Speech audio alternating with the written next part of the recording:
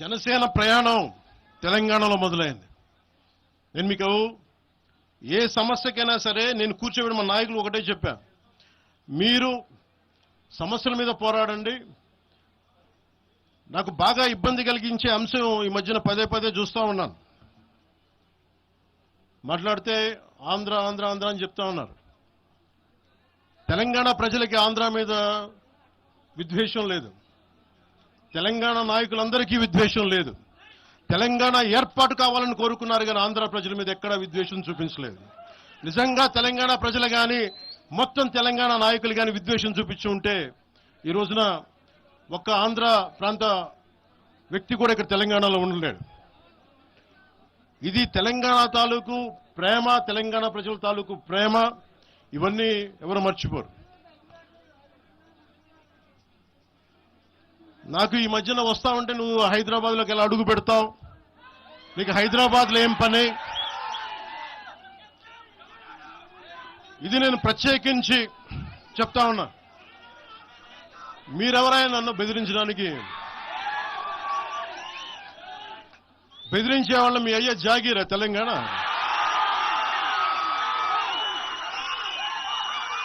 నా మీద దాడులు చేస్తా ఉన్నారు కదా. నాకు తెలంగాణలో బెదిరింపుల కంటే కూడా ఆంధ్రాలో బెదిరింపులు ఎక్కువ. నాకు తెలంగాణలో ఇంకా రానివ్వు అంటారు నన్ను, ఆంధ్రాలో అయితే తల తీసేయనంటారు కోనసీమలో కొంతమంది. నేను ఓడిపోయినప్పుడు 2019లో ఓడిపోయినప్పుడు మన తెలంగాణ నాయకులు ఒకటే చెప్పారు, అన్నా మా తెలంగాణలో ఉంటే నీకు పరిస్థితి రానిచ్చేవాళ్ళం కాదని చెప్పి. నాకు నిజంగా తెలంగాణ అద్భుతంగా ఉండాలి, యువతకు అద్భుతమైన అవకాశాలు రావాలని కోరుకుంటాను తప్ప నాకు ఇక్కడ కొత్తగా బావుకునేది లేదు, ఏమీ లేదు. బెదిరించే వాళ్ళందరికీ ఒకటే చెప్తున్నాయి, నా ఇంటి ముందు ఎందుకు పెట్టారంటే ఎవరన్నా దాడి చేయాలంటే సంతోషంగా ఇదే నా ఇంటి అడ్రస్, అది మీకు తెలియదు. నాకు అలాంటి భయాలు లేవు. నాకు బాంఛన్ కాల్మొక్త, బాంఛన్ సారు కాల్మొక్త అనే ఉద్దేశం ఉంటే పార్టీ ఎందుకు పెడతామా?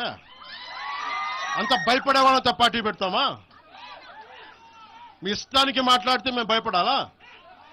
ఏ రోజున ఒక్క మాట మీకు కేసీఆర్ గారి గురించి కానీ ఇన్ని సంవత్సరాల్లో 12 సంవత్సరాల్లో ఒక్క తెలంగాణ నాయకుడిని ప్రభుత్వం ఏర్పాటు చేసినప్పటి నుంచి ఈ రోజు దాకా ఒక్క మాటంలా.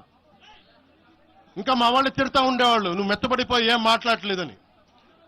అడగండి ఒకసారి, అందరిని పేరు పేరున ఒక్కొక్కరిని అడగండి. నీకు పౌరుషం చచ్చిపోయింది, ఆ పౌరుషం చావలా, తెలంగాణ మీద ప్రేమ చావలా. అది తప్పుగా అర్థం చేసుకుంటారు, మీరు అర్థం చేసుకుని నేనేం మాట్లాడిన ప్రస్తుతానికి అని చెప్తా. ప్రజలు కోరుకున్నప్పుడు నేను మాట్లాడతా. నేను ఎంత కమిటెడ్గా ఉన్నాను తెలంగాణ కంటే, జనసేన మా వాళ్ళందరూ ఎదురు చూస్తున్నారు తెలంగాణలో జనసేన ఎదగాలని. నేను ఒకటే చెప్పా, ప్రజలు కోరుకునే వరకు మీరు ముందుకు తీసుకెళ్ళండి ఆశయాలు అని చెప్పి నేను జర్నలిస్ట్ కాలనీలో ఉన్న తెలంగాణ జనసేన పార్టీని కూడా నేను తీసేశాను. మొత్తం హెడ్ క్వార్టర్స్ అంతా మంగళగిరిలో పెట్టిన. నాకు అంత కమిట్మెంట్ తెలంగాణ మీద. ఎందుకంటే నాకు రెచ్చగొట్టడం ఇష్టం లేదు, తగ్గి మాట్లాడా. మీరు ఎన్ని హింసించినా, మీరు ఎన్ని మాటలు మాట్లాడినా, ఆంధ్ర కొడకని తిట్టినా, అరే నా గుండెల్లో తెలంగాణ ఉంది, మీరు ఎన్ని తిట్టినా నేనేం పట్టించుకో. వైసీపీ నాయకులు, క్రిమినల్ గ్యాంగ్స్ చాలాసార్లు నాకు బెదిరింపులు ఇచ్చినాయి. దానికి మించిన బెదిరింపులు నిజంగా నాకు తెలంగాణ నాయకులు. వైసీపీ గుండాలు ఇచ్చిన బెదిరింపుల కంటే కూడా, చంపేస్తామని బెదిరింపుల కంటే కూడా నాకు తెలంగాణ ఎప్పుడు ఇవ్వాల. అసలు ఈ గొడవ అంతా ఎందుకు స్టార్ట్ అయింది? ఈ గొడవ అంతా ఎక్కడ స్టార్ట్ అయింది? ఒక ఎనలిస్ట్, ఒక విశ్లేషించే వ్యక్తి, ఆయనంటే నాకు గౌరవం, ఆయన మీద నాకు గౌరవం ఉంది, ఆయన తీసుకుపోయి ఓ మీడియాలో మాట్లాడతా అమిత్ షా గారి గురించి మాట్లాడారు. అమిత్ షా గారు నేను మాట్లాడుకున్నామంటే ఆయన విన్నారంటే, ఆయన కూర్చొని తప్పుడు మాటలు మాట్లాడితే దాన్ని ఖండించే. నా మీద మనకు మాట అంటే మన జన సైనికులు ప్రతి చోట ఏదో కూర్చొని ఒక కేసులు పెట్టారు కూడా నాకు తెలియదు. తెలిసిన వెంటనే చెప్పాను, అవన్నీ వదిలేనని చెప్పాను నేను. అవన్నీ మళ్ళీ ప్రెస్ క్లబ్లో పోయి మీరు తిడతా ఉంటే, ప్రాంతీయ విద్వేషాలు రెచ్చగొడితే దాంట్లో కూర్చోబెట్టి ఎంతకాలం చేస్తారు? 12 సంవత్సరాలు తెలంగాణ వచ్చిన తర్వాత ఇంకా తెలంగాణలో ఉపాధి లేకపోయినా ఏమి లేకపోయినా దానికి ఆంధ్రుడే కారణం, దానికి పవన్ కళ్యాణే కారణం. పరిశ్రమల్లో ఈ లెక్కల్లో ఇంక మీరు ఎప్పుడు